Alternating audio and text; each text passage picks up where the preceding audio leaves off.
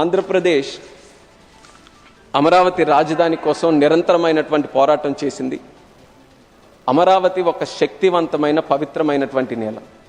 అలాంటి అమరావతిలో ఎంతోమంది తాలూకా సహకారంతో, ఎంతోమంది తాలూకా త్యాగాలతో, ఎంతోమంది తాలూకా కష్టాలతో వాళ్ళందరూ కూడా సాక్రిఫైస్ చేసి, త్యాగాలు చేసి మన ఆంధ్రప్రదేశ్ రాష్ట్రానికి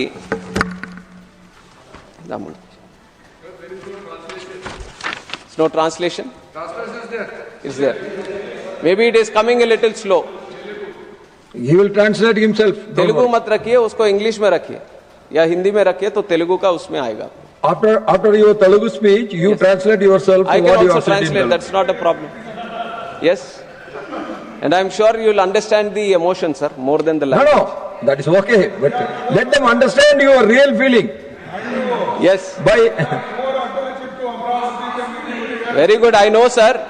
I know all the parties here will support, except for one party who will not support. That also I know.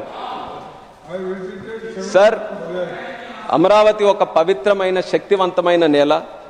ఈ యొక్క అమరావతిని మన చంద్రబాబు నాయుడు గారి తాలూకా సంకల్పంతో, అక్కడ రైతుల తాలూకా త్యాగంతో, ఎంతో మంది తాలూకా కృషి ఫలంతో, అలాగే దానితో పాటు విజయవాడ కనకదుర్గమ్మ, మంగళగిరి లక్ష్మీనరసింహస్వామి, అనంతవరం వెంకటేశ్వర స్వామి, అమరావతి అమరలింగేశ్వర స్వామి తాలూకా ఆశీస్సులు అన్నీ కూడా ఉన్నాయి.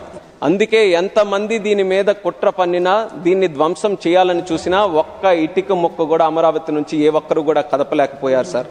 అలాంటి అమరావతి ఇప్పటికీ కూడా చాలా మంది దీని మీద వ్యతిరేకమైనటువంటి కామెంట్స్ చేస్తూ అసభ్యకరంగా, అవమానకరంగా ఇప్పటికీ కూడా ఒక జోక్ లాగా దీన్ని ట్రీట్ చేస్తున్నారు. వాళ్ళకి ఖచ్చితంగా భవిష్యత్తులో ప్రజలు బుద్ధి చెప్తారు. ఆ భగవంతుడు కూడా వాళ్ళకి సమాధానం చెప్తాడని ఈ సందర్భంగా తెలియజేసుకుంటున్నాను సార్. అలాగే అమరావతి మన అందరి రాజధాని సార్. అమరావతి తెలుగు ప్రజల ఆశాజ్యోతి సార్. ఆంధ్ర ప్రజల రాజధాని, ప్రజా రాజధాని. అటువంటి అమరావతి అజరామరంగా అభివృద్ధి పదంలో ముందుకు కొనసాగుతుందని తెలియజేసుకుంటూ జై అమరావతి, జై ఆంధ్రప్రదేశ్, జై భారత్.